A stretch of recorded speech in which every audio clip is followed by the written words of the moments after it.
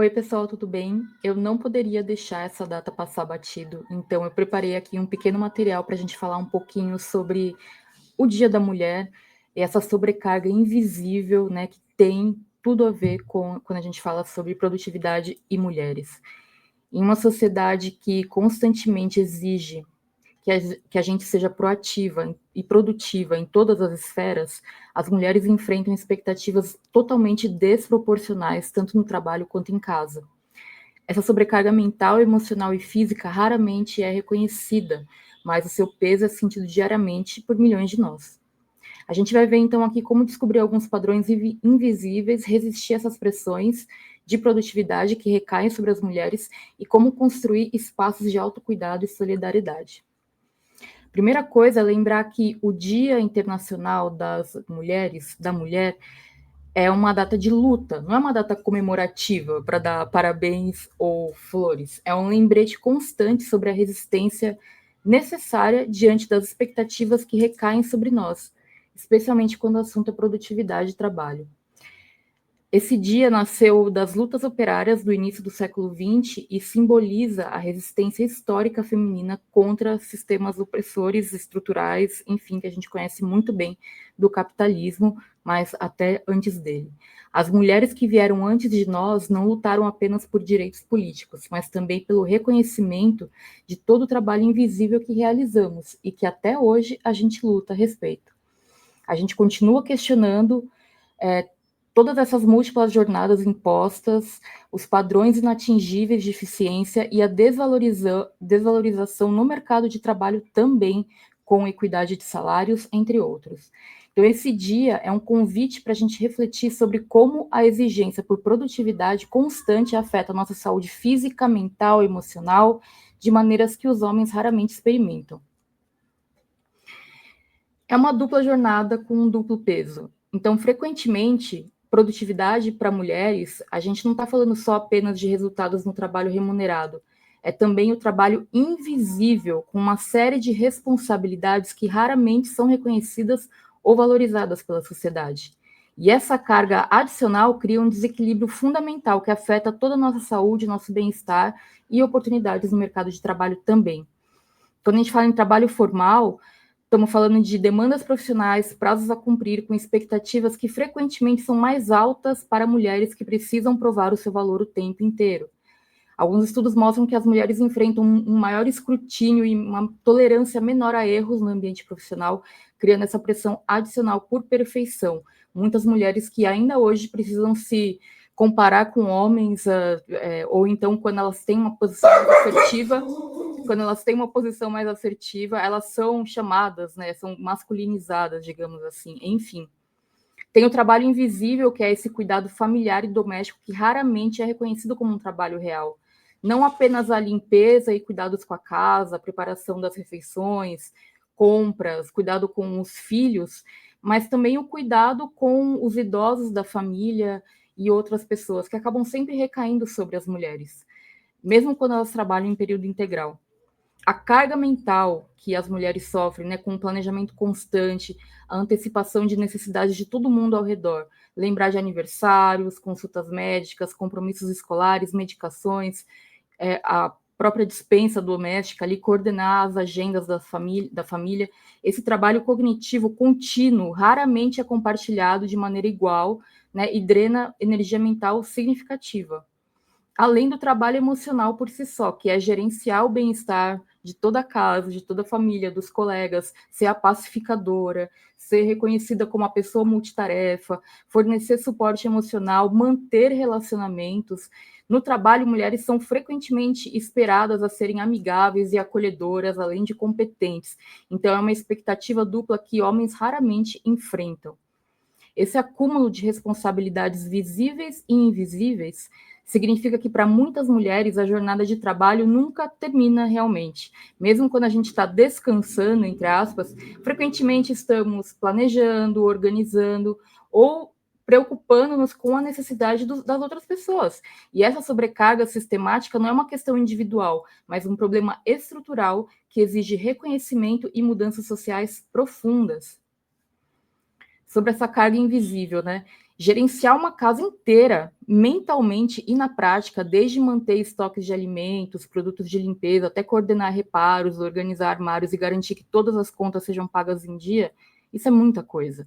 Ser responsável primária pelo cuidado diário dos filhos, incluindo acompanhamento escolar, consultas médicas, atividades extracurriculares, rotinas de sono e alimentação saudável, além do suporte emocional constante. Assumir a atenção a familiares idosos ou doentes, coordenando medicação, consulta médica, necessidades especiais de locomoção, de alimentação, oferecendo apoio emocional durante momentos de fragilidade e incerteza. Organizar, planejar e antecipar necessidades da família, mantendo um calendário mental de compromissos, aniversários, eventos escolares, prazos importantes, quase sempre sem reconhecimento, valorização financeira ou tempo adequado para o descanso. Ser a gerente emocional do lar, mediando conflitos familiares, garantindo o bem-estar psicológico de todos, enquanto frequentemente negligencia suas próprias necessidades emocionais e de autocuidado.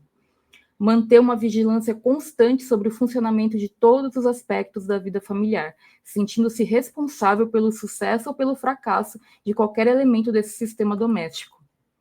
Como que a gente pode redefinir a produtividade para as mulheres? Quando a gente fala em produtividade feminina, então, não é só sobre fazer mais coisas em menos tempo, não é sobre dizer que todo mundo tem as mesmas 24 horas, não é recomendar que a pessoa acorde 5 da manhã para tomar um banho gelado. Não é simples assim. A gente está falando também e principalmente sobre resistir a essas pressões que colocam esse acúmulo sobre os nossos ombros como algo natural, como coisas que as mulheres simplesmente fazem. Essa resistência começa com o reconhecimento de que o nosso tempo e energia têm valor. Quando a gente diz não a essas expectativas totalmente fora da realidade, a gente está afirmando o nosso direito de estabelecer limites que são saudáveis.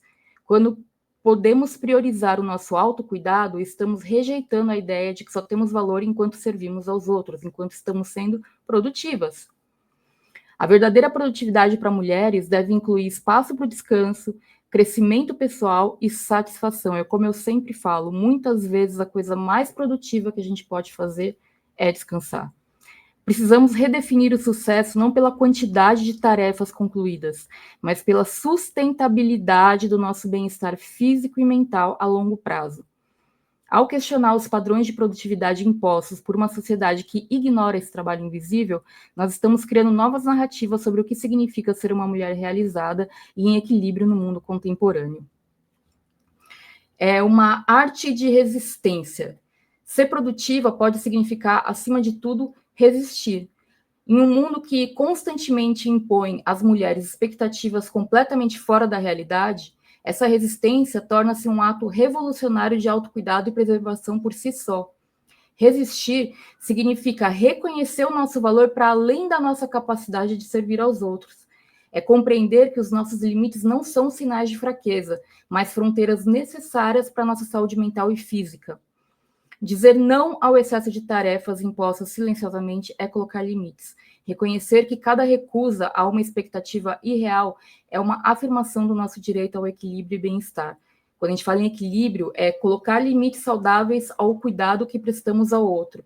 Entender que não podemos ser uma fonte inesgotável de suporte sem que a gente se nutra primeiro. Como nos lembram as instruções de segurança aérea, coloca a máscara de oxigênio primeiro em você e depois ajuda os outros. Reconhecer que descanso e autocuidado também são produtivos.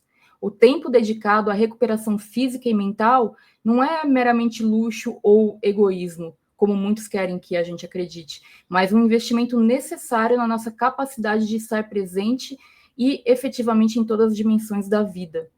Valorizar o nosso tempo e as nossas escolhas pessoais como prioridade legítima é sobre priorização, é abandonar essa culpa imposta culturalmente, de maneira estrutural, quando a gente prioriza as nossas necessidades, sonhos e aspirações pessoais.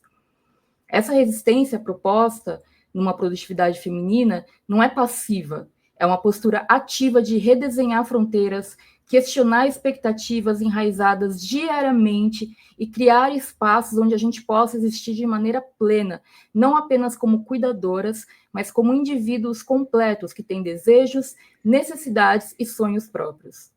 Essa arte de resistir requer prática constante e apoio mútuo, seja homem, seja mulher. Quando uma mulher estabelece limites saudáveis, ela não apenas cuida de si, mas também cria modelos alternativos que inspiram outras mulheres a fazerem o mesmo, gerando uma onda de transformação nas expectativas sociais sobre o papel feminino. É uma luta, então, diária. Hoje, mais do que nunca, reafirmamos que a nossa luta por produtividade também é luta por reconhecimento, equilíbrio e liberdade. Cada passo que a gente dá em direção à valorização do nosso trabalho invisível é um ato de resistência contra um sistema que normaliza a nossa sobrecarga. Não lutamos apenas por nós, mas por todas que vieram antes e que virão depois. Essa não é uma batalha individual, mas coletiva. Quando exigimos reconhecimento pelo trabalho emocional, quando estabelecemos limites saudáveis, quando dividimos responsabilidades domésticas de maneira justa, estamos transformando estruturas sociais profundamente enraizadas. A nossa produtividade não tem que ser medida apenas pelo que a gente entrega aos outros, mas também pela nossa capacidade de preservar a nossa saúde mental, os nossos sonhos e a nossa identidade, além dos papéis que nos são impostos. Então, a sua voz importa. Fica aqui uma pergunta para reflexão. Como que você tem resistido a essas expectativas impostas sobre a sua produtividade? Quais barreiras invisíveis você enfrenta todos os dias? De que maneira você tem conseguido priorizar o seu bem-estar sem sentir culpa? A luta contra essa sobrecarga invisível começa com pequenos atos de resistência diária, reconhecendo o nosso valor além do que produzimos para os outros. Se você quiser, compartilhe aqui nos comentários a sua experiência ou manda esse vídeo aqui para uma mulher, alguma amiga que precisa lembrar que resistir também é produzir. Juntas a gente pode criar uma rede de apoio que valida as nossas escolhas e celebra os nossos limites como atos necessários de autocuidado e de preservação.